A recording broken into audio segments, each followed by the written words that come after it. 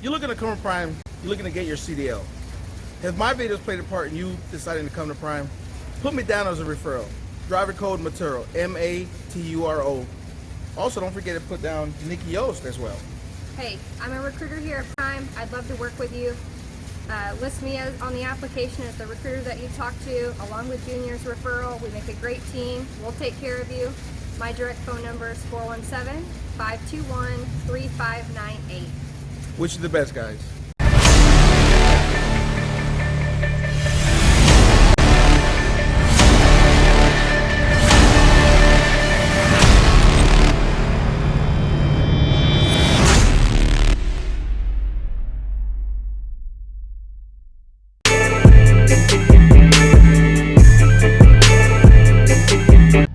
Hey guys, what's going on? I got another video for you guys.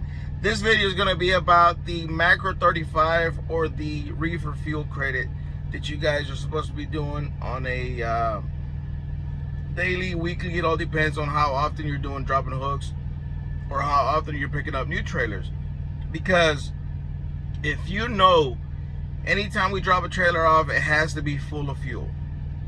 If not, the next person that picks it up and does the Macro 35, they will get reimbursed for that, and I'll explain that a little bit here.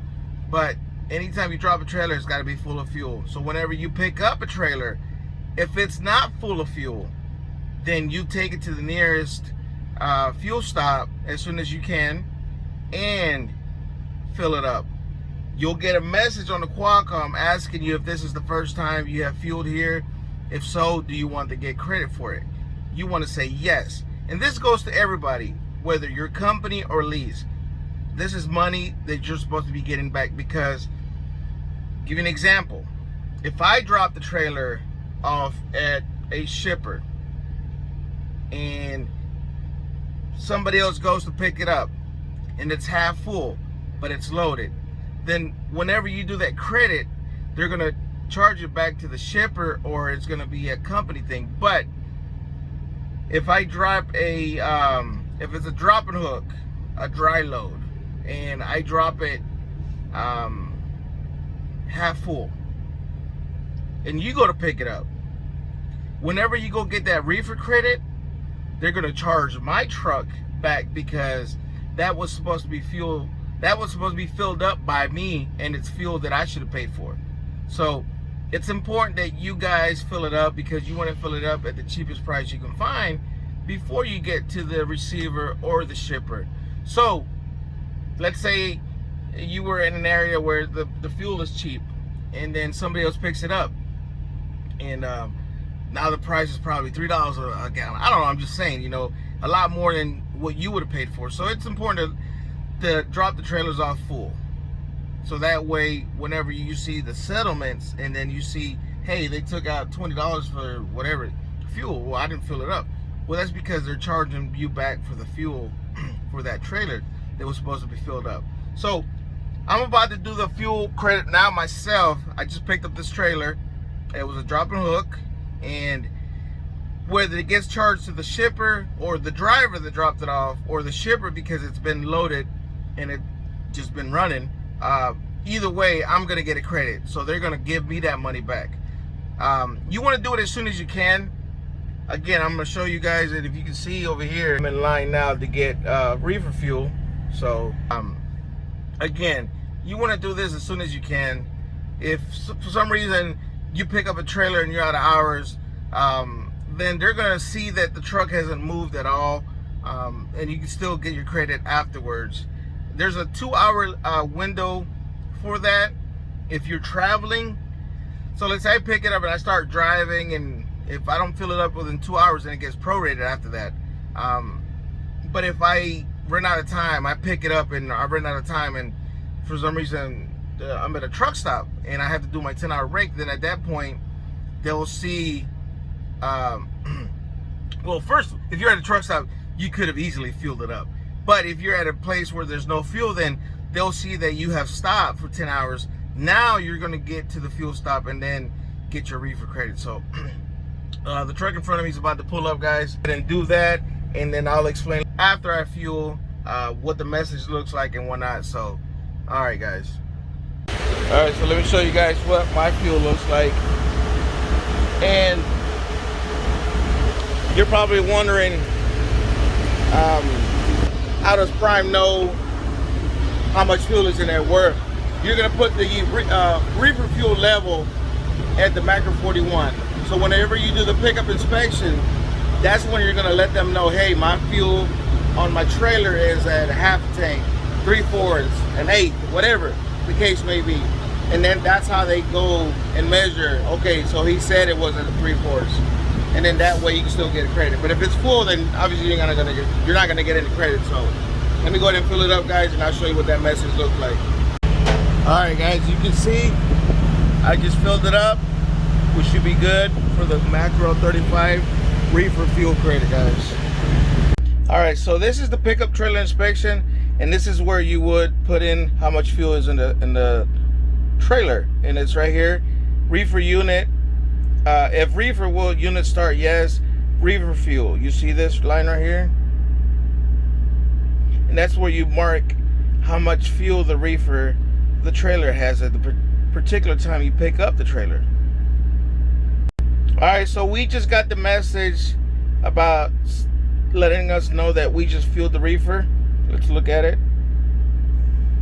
It says you just fueled the reefer on trailer 160803. If this is the first time you're fueling the reefer and reefer is low when you picked up, then you qualify for a fuel credit.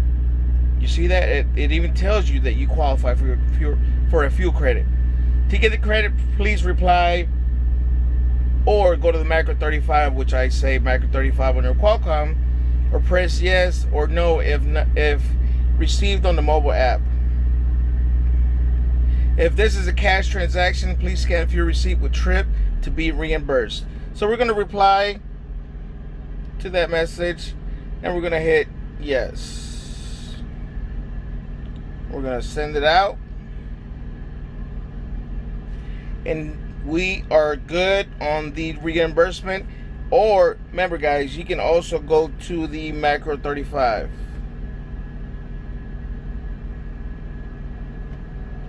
Right here.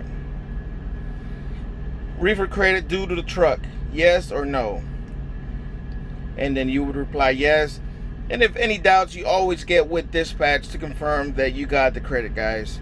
So that's how you do it.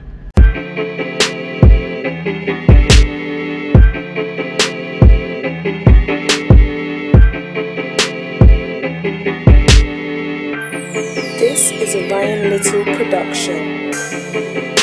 I just talked about how to do the macro 35 / reefer fuel credit.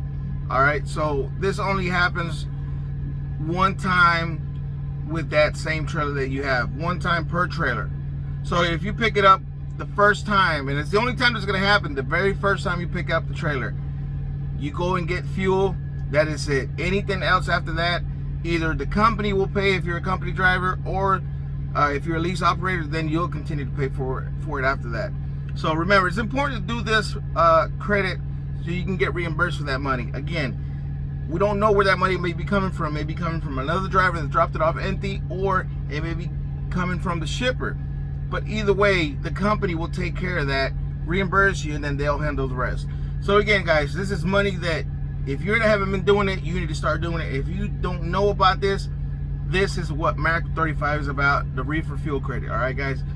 So remember, if you pick up a trailer and you don't have a fuel stop nearby and you ran out of hours, they're gonna know that you've been sitting for your full break. And then in any doubt or any instance, always get with dispatch. All right, guys. So I just got my reefer fuel credit.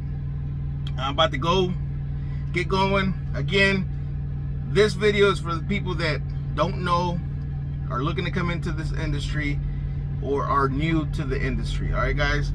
So hope you enjoyed the video. If you have any questions or comments, please leave them below. Thank you for watching. Please like, share, subscribe. All right, guys. Thank you. All right, one more thing. This is what I do with the receipts. I always like to write macro 35 on top of the receipts. I always get 2 receipts, 2 copies, and scan one in case one gets lost or damaged or whatever. I always got a copy. But I always write Mac 35 so I know which ones are the Reefer credit reimbursements, and these receipts need to be scanned with the paperwork every time you scan your paperwork at the end of the trip. So if during trip 1, 2, 3 you had 2 reimbursements, you have to scan 2 receipts to properly get reimbursed. All right, guys? So remember, don't forget to scan the receipts with the trips.